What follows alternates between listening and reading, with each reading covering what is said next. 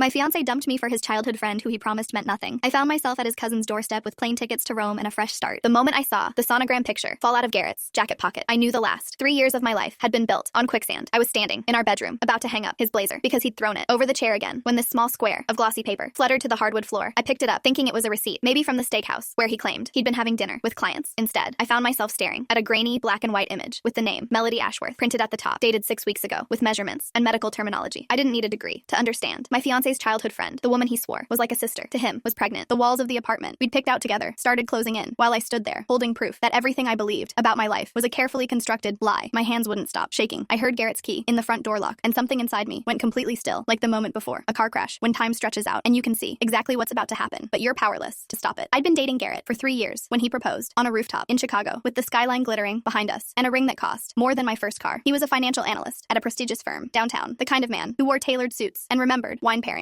and made my mother cry happy tears when I brought him home for Thanksgiving. Everyone said we were perfect together. My coworkers called us relationship goals. His family welcomed me like I'd always been one of them. Melody Ashworth had been part of Garrett's life since they were 6, growing up on the same street in a wealthy suburb where their families vacationed together and their mothers planned their futures over brunch. She was everything I wasn't. Tall and blonde, with a trust fund smile and the kind of effortless confidence that comes from never having to worry about money or belonging. Garrett introduced us at his company's holiday party during our first year together, and Melody looked me up and down like she was assessing a piece of furniture that didn't match the room. She made comments about inside jokes I couldn't understand and childhood memories I wasn't part of, always finding ways to remind me that she'd known Garrett longer and better than I ever could. When I mentioned to Garrett that Melody made me uncomfortable, he laughed and said I was being insecure, that Melody was practically his sister and I had nothing to worry about. The first real warning sign came 8 months before I found the sonogram during a weekend trip to visit Garrett's parents at their lake house. Melody showed up uninvited on Saturday afternoon, claiming she'd been in the area and thought she'd stop by. She spent the entire day monopolizing Garrett's attention, suggesting activities that excluded me, reminiscing about summers they'd spent at that same lake as teenagers. That night, I woke up around 2 a.m. and realized Garrett wasn't in bed. I found him on the dock with Melody, their heads close together, their voices too low for me to hear. When I called out to them, they jumped apart like I'd caught them doing something wrong. Garrett said they were just talking about Melody's job troubles, that she needed a friend, and he was being supportive. Melody smiled at me with something that looked almost like pity. I went back to bed and told myself I was overreacting. The second warning came 4 months later when I borrowed Garrett's laptop to check my email. A notification popped up from a messaging app I didn't know he used. The preview showed Melody's name and the beginning of a message that read, "Last night was amazing. I can't stop thinking about." I clicked away before I could see the rest because my heart was pounding so hard I thought I might pass out. When Garrett came home, I confronted him as calmly as I could, asking about the message without revealing exactly what I'd seen. He got angry, accused me of violating his privacy, of not trusting him, of being the kind of paranoid girlfriend who drove men away. He explained that Melody had been texting about an amazing concert they'd attended with a group of their childhood friends. The explanation was plausible enough that I accepted it, apologized for doubting him, and now, standing in our bedroom, holding this sonogram, I heard the front door open, and that's when everything changed forever. Full story is linked below or on my channel.